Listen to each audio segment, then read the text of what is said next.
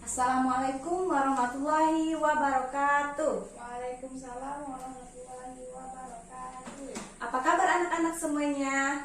Alhamdulillah baik. Alhamdulillah baik. Oke, sebelum mulai pembelajaran, mari bersama-sama kita membaca doa menurut kepercayaan masing-masing. Berdoa dimulai. Berdoa selesai. Apakah ada yang tidak masuk hari ini? Coba dicek kawan di sebelahnya. Ada yang tidak masuk? Tidak ada ibu. Alhamdulillah masuk semua ya. Nah, karena sekarang sedang musim hujan, jadi kalian harus menjaga kesehatan.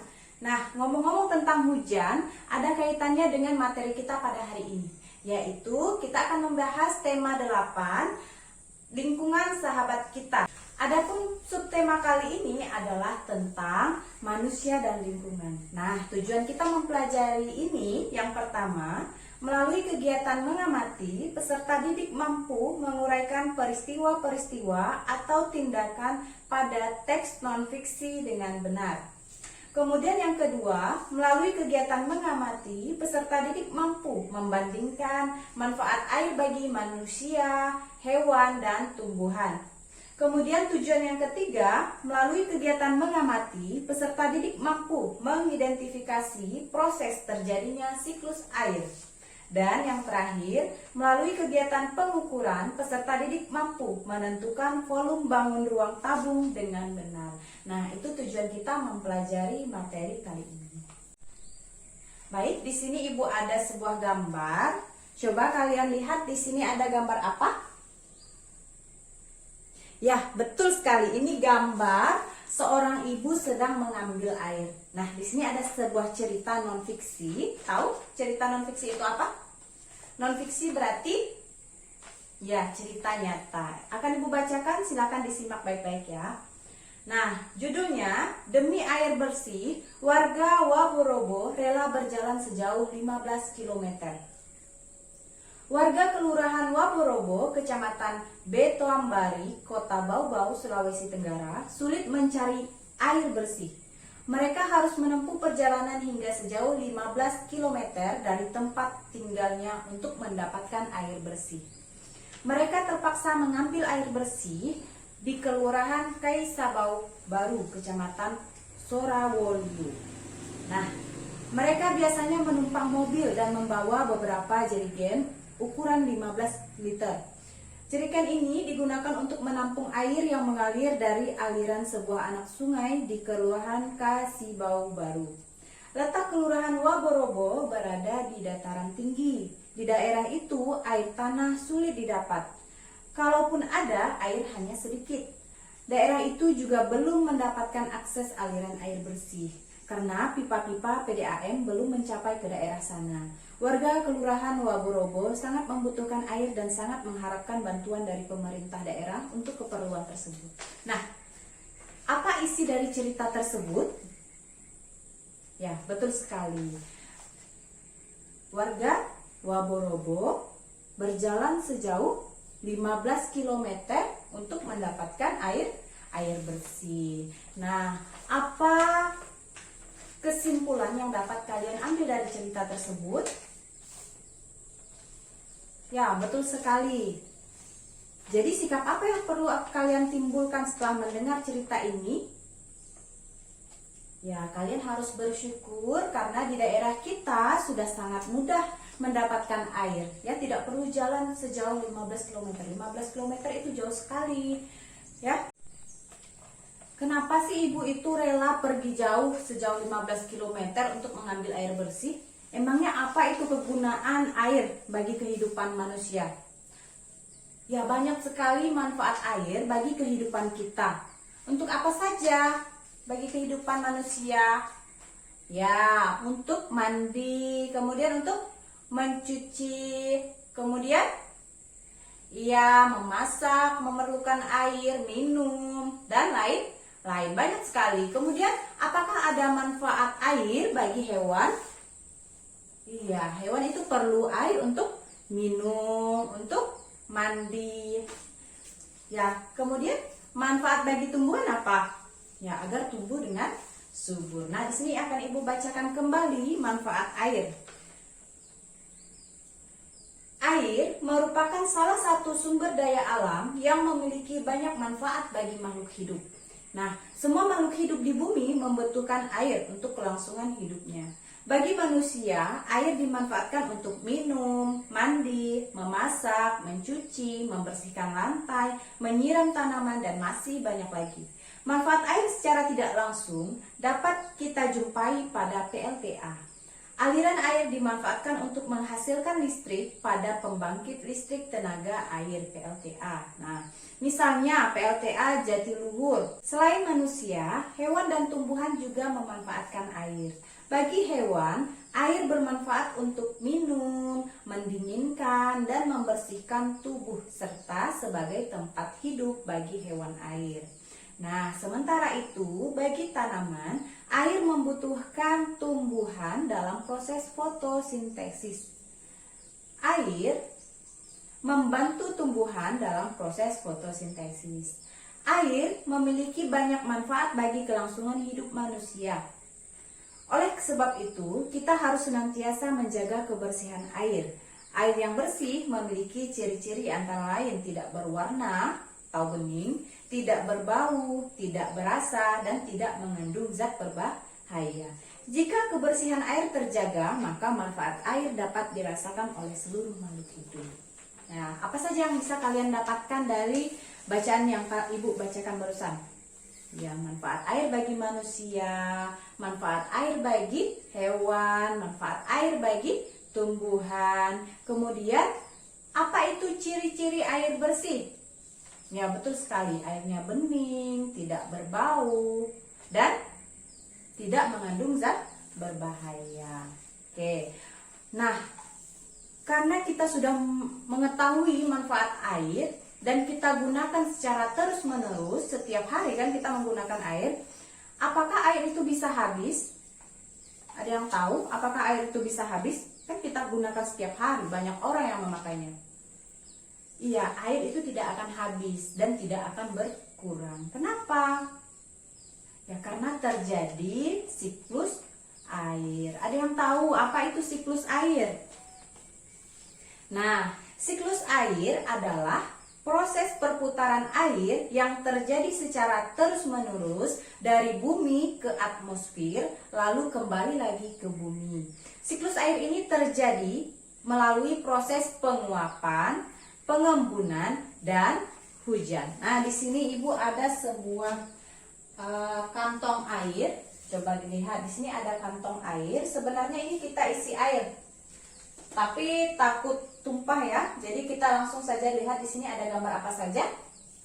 Ya, di sini ada gambar laut, kemudian ada matahari, ada awan, ada pepohonan, dan dataran tinggi. Oke, sekarang perhatikan ya. Nah, di sini ada laut. Air di laut atau di sungai akan mengalami penguapan karena terkena sinar matahari. Proses ini disebut sebagai evaporasi. Oke, kita tempel dulu di sini. Ini proses evaporasi.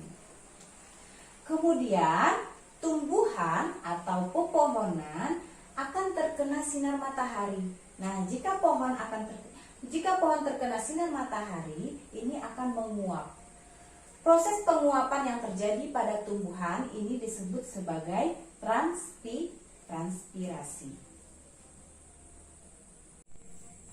Ya, selanjutnya, uap air dari bumi akan naik ke udara sehingga membentuk awan. Kumpulan uap air tersebut akan mengalami proses pengembunan sehingga membentuk titik-titik air. Nah, proses ini disebut sebagai kondensasi.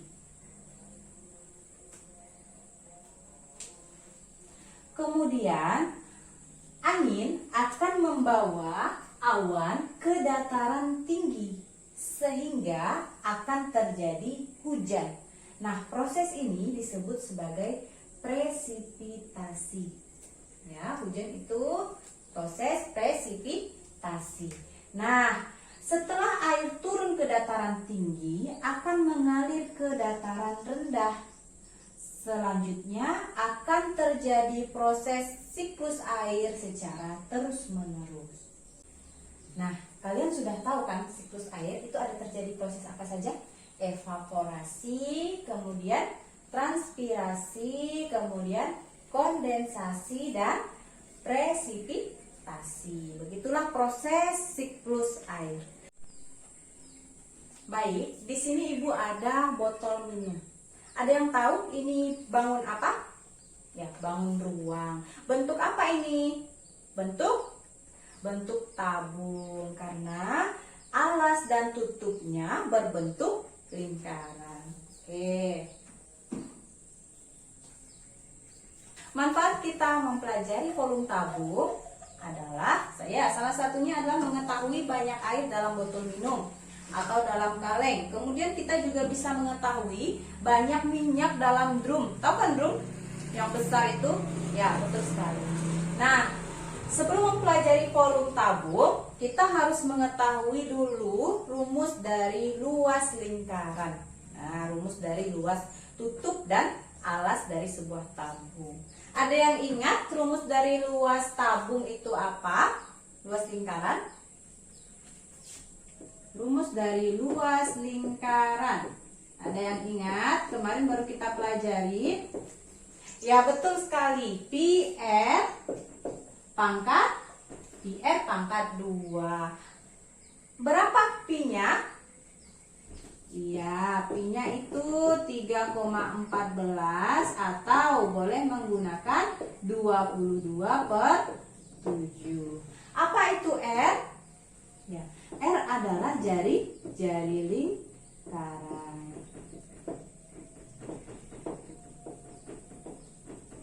R didapat dari mana cari R? Setengah diameter lingkaran. Nah, kalian sudah mengetahui rumus dari lingkaran. Untuk volume tabung atau volume bangun ruang itu tinggal kalian ketahui luas dari alas atau tutupnya, kemudian dikali tinggi bangun ruang. Nah, di sini misalnya botol air Ibu tingginya 100 cm dan diameternya,